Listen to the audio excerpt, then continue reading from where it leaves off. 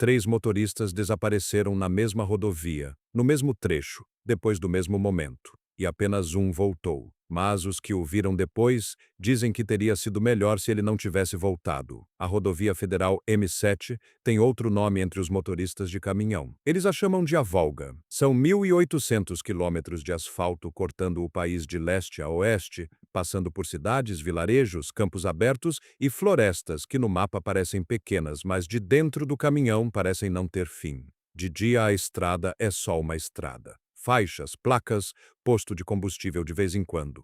Nada de especial. Mas de dia, quase ninguém dirige essa rota inteira. O movimento de verdade começa à noite, quando os caminhões pesados saem dos pátios e entram na escuridão. A iluminação pública acaba poucos quilômetros depois de qualquer cidade grande. A partir daí só existe o cone de luz dos faróis, o asfalto preto à frente e o escuro nos dois lados.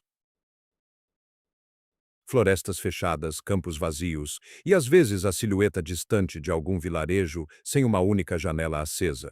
Os motoristas que fazem essa rota há anos dizem que a estrada à noite é como um país separado. Você entra ao anoitecer e sai ao amanhecer. O que acontece no meio fica dentro da cabine. E o único jeito de não enlouquecer nesse silêncio é o rádio. Canal aberto, frequência que todo caminhoneiro conhece de cor. Ali passam avisos sobre fiscalização, sobre trechos fechados, sobre acidentes à frente. Mas passam também histórias. Com 400 quilômetros ainda pela frente e os olhos começando a fechar, qualquer voz no alto-falante é bem-vinda. Não importa quem é, não importa o que está contando. O importante é que esteja falando. É assim que as lendas da estrada sobrevivem. Passam de motorista para motorista pelo chiado do rádio, de madrugada, quando ninguém está com pressa e todo mundo está um pouco mais aberto do que estaria durante o dia. A maioria dessas histórias é contada com prazer. Inspetores fantasmas, vilarejos que não aparecem em nenhum mapa, animais que saem na pista e ficam parados olhando sem piscar. Todo mundo ri um pouco e segue em frente. Mas existe uma história que ninguém conta rindo. Ela é contada baixinho, com poucas palavras, sem detalhes desnecessários. E depois que alguém conta, o rádio fica em silêncio por um bom tempo. Ninguém comenta, ninguém ri. O próximo assunto só vem minutos depois e vem de outro motorista, em outro ponto da estrada, como se o primeiro não tivesse dito nada. É a história da passageira. Os motoristas a chamam de nomes diferentes. Alguns dizem a mulher do acostamento, outros simplesmente ela. Tem quem prefira não usar nome nenhum, por conta de uma superstição antiga que ninguém sabe de onde veio, mas que ninguém questiona também. Diz que falar o nome chama alguma coisa de volta. Ninguém sabe o que exatamente, mas ninguém arrisca. Para entender de onde essa história veio, é preciso começar pelo primeiro motorista que a contou de um jeito que ficou. O nome dele é Andrei. Sobrenome ninguém menciona nas versões que circulam hoje, ou não sabem, ou preferem omitir. Andrei transportava peças industriais entre duas cidades industriais do interior há vários anos. Conhecia a rota de cor, cada curva, cada trecho ruim, cada posto que valia a pena parar e cada um que era melhor ignorar. Era um trabalho que ele fazia quase no modo automático. Saía, dirigia, entregava, voltava. Numa madrugada, numa região de campos abertos sem vilarejo à vista, ele a viu. Ela estava no acostamento direito, com o braço estendido na horizontal. Não acenou, não agitou o braço, não fez nenhum gesto brusco. Só segurava o braço assim, paralelo ao chão, como se estivesse indicando uma altura para alguém. Andrei disse depois que aquilo foi a primeira coisa que chamou a atenção. Não a posição em si, mas a calma dela. As pessoas que pedem carona em rodovias à noite costumam fazer isso com urgência. Essa não tinha urgência nenhuma. Era jovem, cabelo claro, roupa leve demais para a temperatura daquela noite. Andrei diminuiu a velocidade. Ele disse depois que não havia planejado parar. O pé simplesmente foi para o freio. Amigos, se você está acompanhando essa história até aqui, deixa o like e se inscreve no canal. Isso ajuda muito a continuar trazendo histórias como essa. Ela se aproximou pela lateral do passageiro. Andrei abriu a porta. Ela disse que precisava chegar a uma cidade na direção oposta. Ele explicou que estava indo para o outro lado. Ela ficou um segundo parada, sem expressão, e depois disse, então me deixa no próximo cruzamento. Ele concordou. Andrei disse que nos 15 minutos seguintes, ela não abriu a boca uma única vez. Ele tentou conversar 2 vezes. Perguntou de onde ela era. Perguntou há quanto tempo estava no acostamento. Nada. Ela continuava olhando para frente, sem se mexer, sem responder. Não era o silêncio de alguém que está com sono ou que não quer falar. Era outro tipo de silêncio. Andrei não soube explicar melhor do que isso, mas disse que em algum momento parou de tentar conversar e ficou olhando para a estrada. Uma coisa ele mencionou depois, quase como detalhe, quase sem querer. Ela piscava pouco, muito pouco. Ele percebeu isso quando olhou de soslaio pela segunda vez tentando puxar conversa e notou que ela estava com os olhos abertos, fixos no para-brisa, sem piscar. Ele não disse nada. Ficou olhando para frente. Quando faltavam alguns quilômetros para o cruzamento, ela disse para parar. Não no cruzamento, no meio da estrada, num trecho completamente vazio sem nenhuma referência à vista. Andrei parou. Ela desceu, fechou a porta e ele seguiu em frente. 2 minutos depois, ele olhou pelo espelho retrovisor. A estrada estava vazia, não havia silhueta, não havia luz de celular, não havia nada.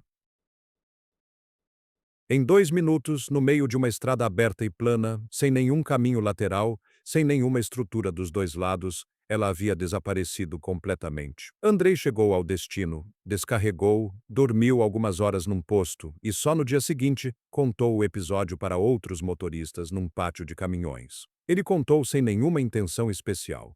Como curiosidade, como uma coisa estranha que havia acontecido, e que não tinha explicação simples. A reação dele surpreendeu os que estavam ali. 2 dos 5 motoristas presentes trocaram um olhar rápido. Um disse que havia ouvido algo parecido de um amigo que dirigia em outra rodovia. Outro pegou o celular e se afastou para fazer uma ligação, falando baixo demais para que Andrei pudesse ouvir. Quando voltou, o assunto foi encerrado sem cerimônia. Ninguém riu. Ninguém fez perguntas. Andrei não deu importância naquele momento. Meses depois ele estava na mesma rota. Mesma madrugada, mesmo trecho, mesmos campos abertos.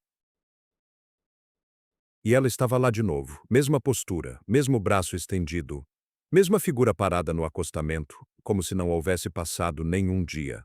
Andrei não parou. Ele disse que não foi uma decisão, não foi coragem, não foi medo, não foi raciocínio. Foi algo que aconteceu antes de qualquer pensamento consciente.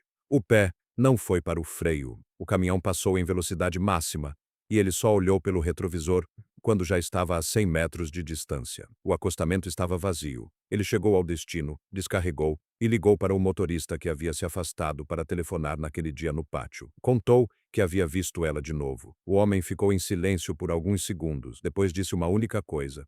Disse que Andrei havia feito certo em não parar. E disse que os que param pela segunda vez não ligam mais para lugar nenhum. Andrei se refere a essa segunda noite como a noite em que entendeu que havia algo acontecendo que não cabia em nenhuma explicação que ele conhecia. Não era uma história, não era cansaço, não era a mente criando coisas no escuro depois de horas de estrada. Era uma coisa real que acontecia num ponto específico de uma rodovia real e que havia acontecido com ele 2 vezes. Ele chegou para contar. Outros não chegaram. O homem entrou no carro de casa, dirigiu normalmente por horas, ligou para sua esposa dizendo que estava tudo bem e depois disso ninguém mais ouviu a voz dele por semanas. Mas antes de chegar nos que desapareceram, tem um caso que fica no meio do caminho. Um caso onde o motorista voltou, chegou em casa, entregou a carga no prazo, mas ficou com algo que não consegue explicar até hoje. O nome dele é Mikhail. Dirigia alimentos perecíveis, uma rota onde atraso significava prejuízo direto. Pontualidade era uma questão de sobrevivência profissional para ele. Numa madrugada, num trecho aberto da M7, viu uma mulher no acostamento. Ele parou sem hesitar. Disse depois que ela parecia perdida, não fisicamente, mas de alguma outra forma, que ele não consegue descrever com mais precisão do que isso. Como se ela não soubesse onde estava. Mikhail perguntou para onde ela ia. Ela disse um nome de cidade que ficava completamente fora de qualquer rota lógica. Ele ofereceu levá-la até o próximo posto, onde ela poderia pegar outra carona. Ela concordou e entrou. O que aconteceu em seguida, Mikhail descreve sempre da mesma forma, com as mesmas palavras, como se tivesse repetido tantas vezes que a história se fixou numa forma definitiva. Ele diz que o frio começou depois que ela fechou a porta. Não quando ela abriu, não com o vento da madrugada entrando pela cabine. Depois que a porta fechou. O aquecedor estava funcionando, ele verificou. O ar quente saía normalmente, mas o frio não passava. Ficou pelos 20 quilômetros inteiros até o posto, como se o aquecedor estivesse aquecendo o ar ao redor dela, sem conseguir chegar até ela. Em algum ponto do caminho, Mikhail perguntou o nome dela. ela respondeu. Ele ouviu, processou, achou normal. Poucos minutos depois, percebeu que não conseguia lembrar o que ela havia dito. Não foi um esquecimento gradual. Foi como se a palavra nunca tivesse existido. Ele tentou recuperar e não havia nada para recuperar.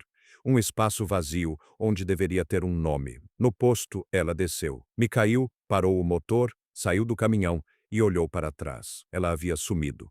Não tinha para onde ir tão rápido. O posto era uma estrutura pequena, aberta, sem construções ao redor. Ele perguntou para os 2 funcionários se tinham visto a mulher que havia saído do seu caminhão. Os 2 disseram que não tinham visto nenhuma mulher, que tinham visto só o caminhão chegando e parando. Mikhail seguiu viagem, entregou a carga no prazo, voltou para casa. Por vários dias, tentou lembrar o nome dela. A sensação era exatamente como quando uma palavra fica na ponta da língua, mas não vem. Só que essa sensação não durou um minuto, durou dias, depois passou, mas o espaço vazio ficou. Ele diz que ainda consegue sentir onde aquela informação deveria estar, como uma lacuna com formato definido, e que esse vazio é a coisa mais estranha que já experienciou em muitos anos de estrada. O caso de Mikhail é o que os motoristas chamam de caso limítrofe. Ele viu, ele parou, ele chegou, mas alguma coisa foi levada junto. Não a vida, não a memória inteira, só aquele pedaço específico. Só aquele nome que ela disse uma única vez e que desapareceu como se nunca tivesse existido. Tem quem ouça essa história e diga que é estresse, cansaço, horas de estrada no escuro. Tem quem diga que a mente cria coisas quando está no limite. Mikhail ouviu essas explicações. Ele não discute, só diz uma coisa. Diz que em muitos anos de estrada, com todas as noites que dirigiu cansado, com todo o estresse que acumulou, nunca aconteceu nada parecido antes daquela noite e nunca aconteceu nada parecido depois. Só naquela madrugada, com aquela passageira, naquele trecho da M7. O caso de Mikhail termina com ele em casa, a carga entregue, o salário no banco. Os próximos casos não terminam assim. Existem perguntas que os motoristas de longa distância aprendem a não fazer em voz alta. Uma delas é sobre os que saem e não chegam. Quando um caminhoneiro não aparece no destino no horário previsto, ninguém entra em pânico nas primeiras horas. Congestionamento, problema mecânico, uma parada para dormir no acostamento. Tudo isso é comum e todo mundo sabe. A preocupação começa quando o celular não atende, não ocupado, não fora de área, chamando no vazio, bip após bip, sem resposta. Foi assim que 3 histórias começaram. 3 motoristas, rotas diferentes, o mesmo elemento em cada uma delas. O primeiro se chamava Sergei. 42 anos, 20 anos de estrada, um homem que conhecia a M7 melhor do que conhecia as ruas da cidade onde morava, transportava equipamento industrial. A rota era longa, mas familiar. Ele ligou para a esposa na metade do caminho. Disse que estava tudo bem, que a estrada estava boa, que chegaria de manhã. De manhã, o caminhão foi encontrado parado no acostamento. Motor desligado, carga intacta, documentos no lugar. O celular dele estava no banco do passageiro. Sergei não estava na cabine. Não havia sinal de luta, nada fora do lugar, nada quebrado ou revirado.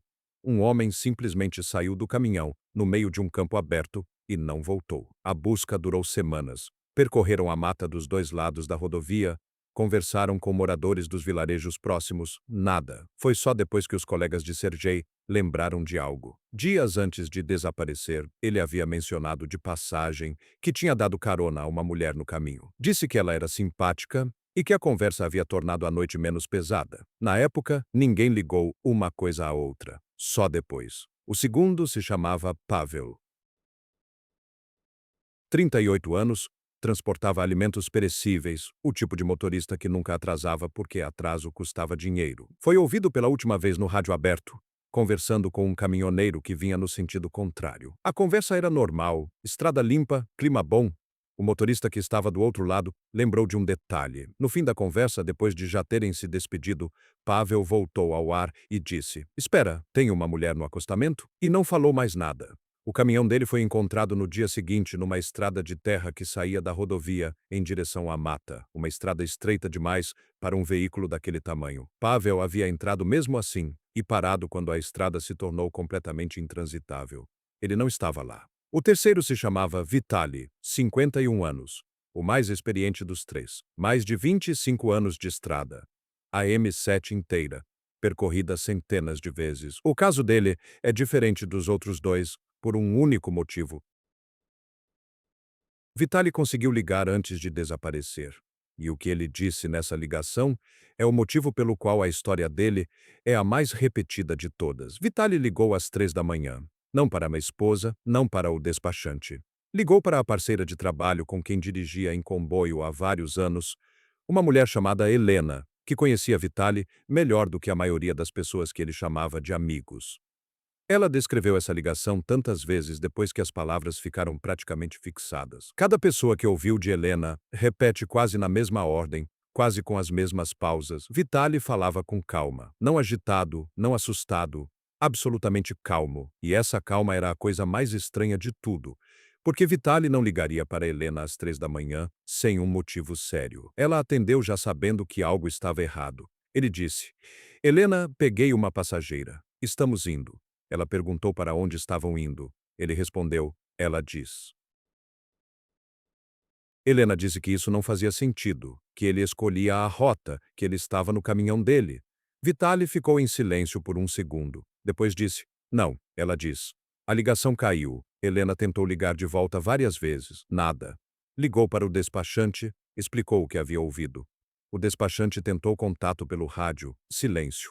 O caminhão de Vitali foi localizado 2 dias depois, numa estrada secundária que saía da M7 em direção ao interior, uma estrada que moradores do vilarejo mais próximo disseram não ser usada há mais de 10 anos. Vitali não estava na cabine, o navegador estava ligado, a tela mostrava uma rota ativa para um ponto que não existe em nenhum mapa disponível. As coordenadas levavam a um campo aberto sem nenhuma estrutura num raio de vários quilômetros. 3 homens. 3 rotas diferentes na mesma rodovia, o mesmo elemento em cada história, e em nenhum dos 3 casos houve qualquer explicação que chegasse perto de fechar o que havia acontecido. O que torna o caso de Vitali diferente dos outros dois não é só a ligação, é o que veio depois. Porque Vitali voltou. Não foi encontrado, não foi resgatado, voltou por conta própria, andando como se estivesse voltando de uma caminhada. E a forma como ele voltou assustou as pessoas ao redor, muito mais do que o desaparecimento tinha assustado. Mas esse capítulo vem depois. Antes dele, é preciso entender quem era essa mulher que 3 motoristas experientes viram no acostamento e que deixou rastros tão específicos que, quando os relatos começaram a ser comparados, o retrato que emergiu era idêntico demais para ser coincidência. Motoristas que passam muitas horas sozinhos na estrada desenvolvem uma capacidade de observação que a maioria das pessoas não tem. Não é algo que se aprende, é algo que aparece com o tempo. Quando o único estímulo disponível por horas é o que acontece à frente do para-brisa, os olhos começam a registrar detalhes que em outras circunstâncias passariam em branco. Por isso, os relatos sobre ela são específicos de um jeito incomum. Não são descrições vagas de alguém que viu uma figura no escuro e depois preencheu os espaços com a imaginação. São descrições com detalhes que se repetem em relatos de pessoas que nunca se falaram, em trechos diferentes da rodovia, em épocas diferentes. E quando você coloca esses relatos lado a lado, o que aparece não é uma história de estrada com variações criativas. É o mesmo retrato, desenhado por mãos diferentes, sem que nenhuma soubesse das outras. Aparência de 20 a 30 anos, sempre jovem, sempre dentro dessa faixa, nunca mais velha. Cabelo claro ou castanho claro, liso, na altura dos ombros ou um pouco abaixo. Rosto comum, sem nenhuma marca que chamasse atenção em condições normais. É exatamente esse o detalhe que vários motoristas mencionam quando descrevem a primeira impressão. Não havia nada de errado com a aparência dela. Era uma mulher jovem de aparência completamente normal. O errado vinha depois aos poucos em camadas. A roupa era sempre inadequada para a estação. Esse detalhe aparece em praticamente todos os relatos sem exceção. No frio do outono, algo leve demais. No calor do verão, algo pesado demais. Não de forma extrema. Não a ponto de ser imediatamente alarmante, mas o suficiente para que o motorista olhasse e pensasse que havia algo fora de lugar. Nenhum deles conseguiu explicar por que não perguntou sobre isso na hora. Simplesmente não perguntaram. O olhar era fixo para frente, piscava pouco. Esse detalhe foi mencionado por motoristas que não se conheciam, em relatos colhidos em épocas e lugares diferentes, usando quase as mesmas palavras. Um deles disse que em determinado momento ficou desconfortável com aquilo e desviou os olhos. Outro disse que tentou chamar a atenção dela algumas vezes e que cada vez que ela virava o rosto na direção dele, os olhos demoravam um segundo a mais do que o normal para focar. Como se o olhar precisasse percorrer uma distância antes de chegar. E o cheiro. Esse é o detalhe que mais aparece nas versões contadas em voz baixa, tarde da noite, nos postos de parada onde os motoristas mais velhos ficam depois que os mais novos foram dormir. Não era perfume, era terra úmida, floresta depois da chuva. Algo que um motorista descreveu como o cheiro de um cemitério molhado e que outro, sem conhecer essa descrição, usou palavras tão parecidas que quem ouviu as duas versões ficou em silêncio por um momento antes de continuar. Pessoas diferentes, noites diferentes, trechos diferentes da mesma estrada, o mesmo cheiro. Mas o detalhe que fecha o retrato é o que foi descoberto quando alguns motoristas decidiram revisar as gravações das câmeras frontais dos caminhões depois de transportá-la. Não todos, só os que ficaram com aquela sensação de que algo estava errado e que precisavam de alguma referência externa para entender o que havia acontecido. O que viram nas gravações foi sempre a mesma coisa. O assento do passageiro aparecia vazio. O motorista dirigia sozinho. Em alguns trechos, ele virava o rosto para a direita e falava. Em outros, ajustava a posição como se estivesse dividindo o espaço com alguém. Mas na gravação, não havia ninguém. Um dos motoristas que viu a própria filmagem ficou olhando para a tela por um longo tempo sem dizer nada. Depois disse: tenho certeza absoluta de que ela estava lá. Ouvi a voz dela. Respondi perguntas dela. A câmera diz que eu estava sozinho. Ainda não sei o que fazer com isso. Essa frase ficou. Circula nos relatos sobre a passageira como uma espécie de resumo do problema inteiro, porque é exatamente isso. Ou a memória de vários motoristas experientes e confiáveis está completamente errada, ou as câmeras estão registrando algo que não é o que aconteceu de fato, e nenhuma dessas opções tem uma explicação simples. Mas existe um homem que passou 30 anos tentando encontrar uma. E o que ele descobriu nesse tempo muda a natureza inteira da história. Vitaly voltou numa manhã fria, sozinho, a pé, como se tivesse saído para caminhar e resolvido voltar. Sem explicação, sem aviso, sem um arranhão no corpo depois de dias desaparecido no meio de um campo aberto no inverno. Helena soube pelo telefonema da esposa dele. Eram horas da manhã cedo e a mulher disse apenas uma frase. Ele está aqui. Não disse que havia voltado, não disse que havia aparecido. Disse ele está aqui. Como se Vitaly tivesse chegado de uma viagem normal e estivesse sentado na cozinha tomando chá. Helena chegou meia hora depois. Vitaly estava exatamente assim, sentado na cozinha, olhando pela janela, vestindo as mesmas roupas que usava quando saiu, sem sujeira excessiva, sem sinais de noites no frio, sem nada que indicasse que aquele homem havia passado dias desaparecido numa região sem estrutura nenhuma no meio do inverno. Ela disse o nome dele quando entrou. Ele virou o rosto na direção dela. O olhar era reconhecedor. Ele claramente sabia quem estava na frente dele, mas não havia nada além disso no olhar. Nenhum alívio, nenhuma emoção de quem passou por algo difícil e finalmente está em segurança. Só reconhecimento, como se Helena fosse uma informação que ele estava processando. Ela perguntou onde ele havia estado. Ele disse que não lembrava. Ela perguntou o que havia acontecido. Ele disse que não sabia. Ela perguntou se ele se lembrava de ter ligado para ela naquela madrugada. Ele ficou em silêncio por alguns segundos, olhando para ela, e disse que não. Os médicos que examinaram Vitaly nos dias seguintes não encontraram nada fisicamente errado. Pressão normal, exames normais, nenhuma marca de lesão ou exposição prolongada ao frio, o que em si já era algo que ninguém conseguia explicar. O psiquiatra que o avaliou descreveu algo parecido com um estado de estresse severo, mas sem os sinais habituais. Sem ansiedade, sem agitação, sem os reflexos típicos de alguém que passou por uma experiência traumática. Vitaly estava quieto, calmo, levemente distante, como se estivesse presente no corpo, mas com a atenção em outro lugar. Um colega que foi visitá-lo alguns dias depois tentou descrever o que sentiu ao ver Vitaly e ficou procurando as palavras por um tempo antes de dizer.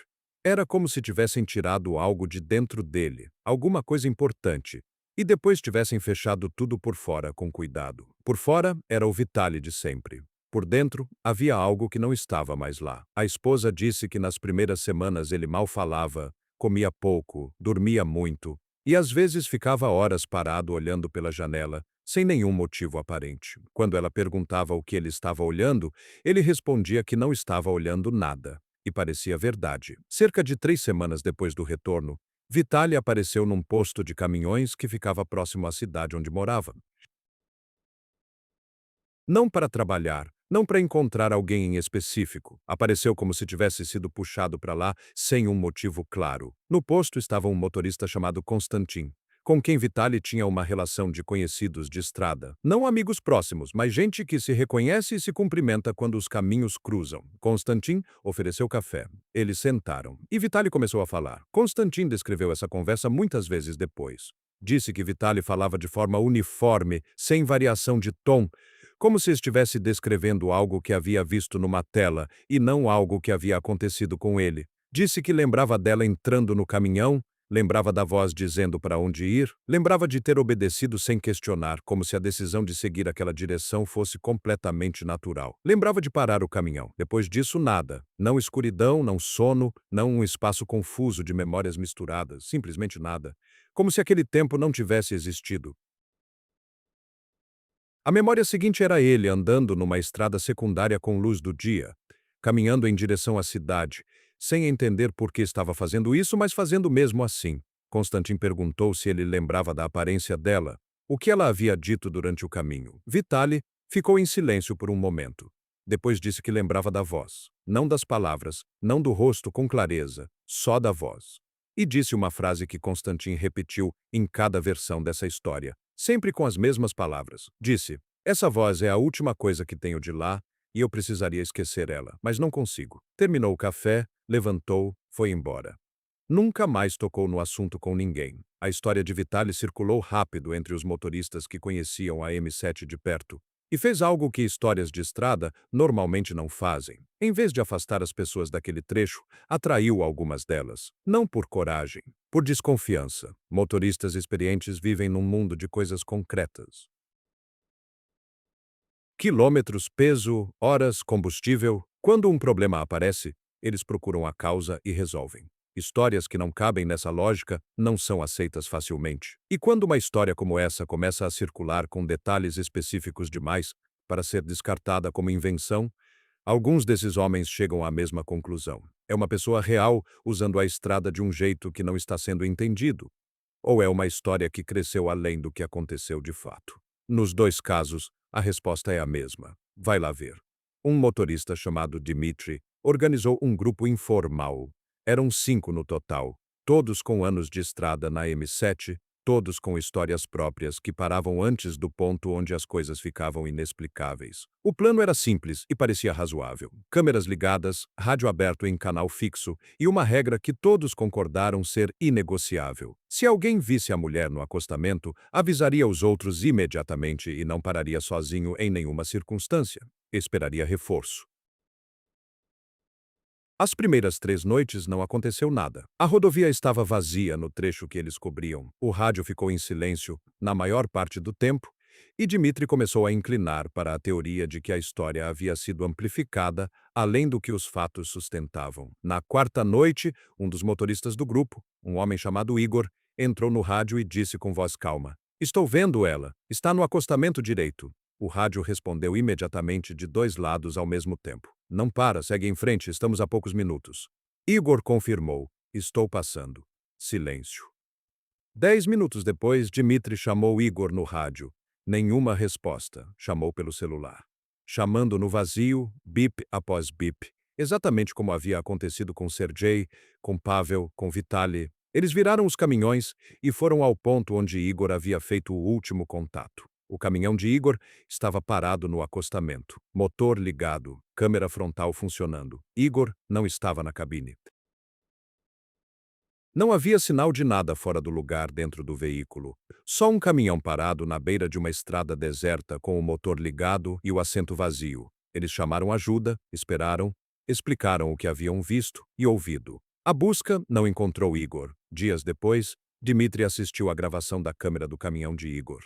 A filmagem mostrava Igor dirigindo normalmente a estrada vazia à frente, nenhuma figura visível no acostamento. Depois uma frenagem suave e controlada, sem urgência, sem sinal de susto. Os faróis sendo apagados. E então nada mais. O caminhão parado, o motor ligando, a câmera gravando o asfalto vazio. Dmitri encerrou qualquer conversa sobre o assunto depois disso. Quando alguém perguntava, ele respondia com uma frase curta e não elaborava. Dizia, isso não é para ser testado, e não dizia mais nada. Mas enquanto esse grupo tentava encontrar respostas na escuridão da estrada, havia um homem que havia passado 30 anos procurando a resposta em outro lugar. E o que ele havia encontrado não era uma lenda. Era um nome, uma data e um quilômetro específico que explicava tudo, exceto a parte que mais importava. O homem que sabia mais do que todos os outros nunca tentou provar nada para ninguém. Ele simplesmente dirigiu a mesma rodovia por 30 anos, viu o que viu, perguntou o que perguntou e chegou a uma conclusão que não precisava da aprovação de ninguém para ser real. O nome dele é Nikolai. Tem mais de 60 anos e ainda dirige, não porque não sabe fazer outra coisa. Ele diz que a estrada é o lugar dele e que não tem intenção de sair. Nos pontos de parada da M7, todo motorista com mais de 5 anos de rota conhece Nikolai. Os mais novos, no começo, tratam ele como um velho que gosta de contar história. Depois, percebem que, quando Nikolai fala, os motoristas mais experientes ficam em silêncio e não interrompem. Nikolai não gosta de conversa longa. É o tipo de pessoa que diz exatamente o que acha necessário e para. Quando perguntam sobre a passageira, ele não desconversa, não começa com piada, não faz o gesto de quem está cansado do assunto. Ele diz, eu a vi 4 vezes em 30 anos, sempre no mesmo lugar. Não aproximadamente na mesma região, no mesmo ponto exato da rodovia, num quilômetro que ele memorizou há muito tempo. O 312, sentido interior, acostamento direito, depois de uma subida suave onde começa um trecho longo e reto. O lugar não tem nada de especial. É um ponto como qualquer outro na estrada. Não há nenhuma razão visível para que seja exatamente ali. Nikolai a viu pela primeira vez mais de 20 anos atrás. Naquela época ele não sabia de nenhuma lenda, não havia ouvido nenhum relato, não tinha nenhum contexto para o que estava vendo. Era uma mulher no acostamento numa postura que chamou a atenção. Ele diminuiu a velocidade, olhou e seguiu em frente. Não consegue explicar por que não parou.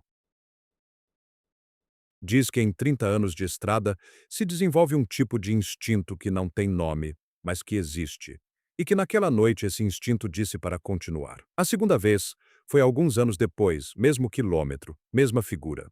A terceira e a quarta, com intervalos de anos entre uma e outra. Sempre o mesmo ponto, sempre a mesma postura, sempre a mesma imagem. Ao longo do tempo, Nikolai fez perguntas informais, não uma investigação formal, apenas conversas com moradores dos vilarejos próximos àquele trecho, com trabalhadores que fazem manutenção da rodovia naquela região, com motoristas mais antigos que têm memória de eventos que aconteceram ali décadas atrás. E foi nessas conversas que ele encontrou algo que não estava procurando. Naquele quilômetro 312, anos atrás, houve um acidente grave.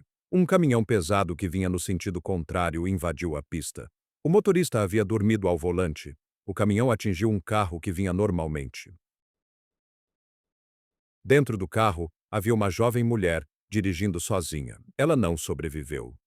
O motorista do caminhão sobreviveu. Não houve processo relevante, não houve cobertura de nenhum veículo de comunicação.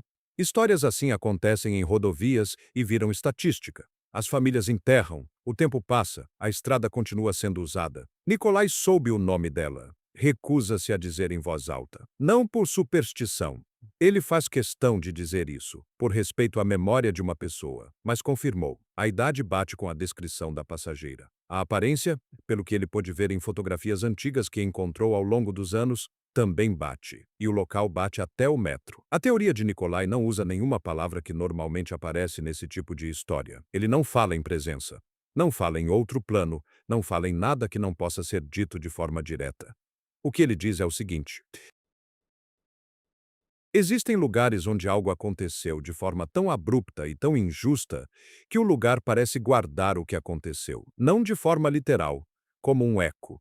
E esse eco às vezes é percebido por quem passa, com mais frequência à noite, quando a pessoa está cansada e a percepção funciona de forma diferente do que funciona durante o dia. Por que alguns veem e outros não, ele não sabe. Porque em alguns casos parece inofensivo e em outros os motoristas desaparecem, ele também não sabe, e não finge saber. Essa é a parte que a teoria dele deixa sem resposta. E é exatamente essa parte que faz com que a história inteira permaneça em aberto. Andrei, o primeiro motorista que deu carona a ela e chegou para contar, ofereceu uma interpretação que circula entre quem conhece essa história até hoje. Ele não disse isso como uma teoria elaborada. Disse de passagem, quase sem querer, numa conversa num posto de parada, e as pessoas que ouviram entenderam sem precisar de explicação adicional. Ele disse: talvez não seja sobre ela, talvez seja sobre quem para e por que para. Não elaborou mais do que isso, mas quem conhece os casos entende o que ele quis dizer. Mikhail parou para ajudar alguém que parecia perdida e voltou para casa, com uma lacuna estranha na memória, mas vivo e inteiro. Andrei parou, sem uma intenção específica, por impulso, e voltou.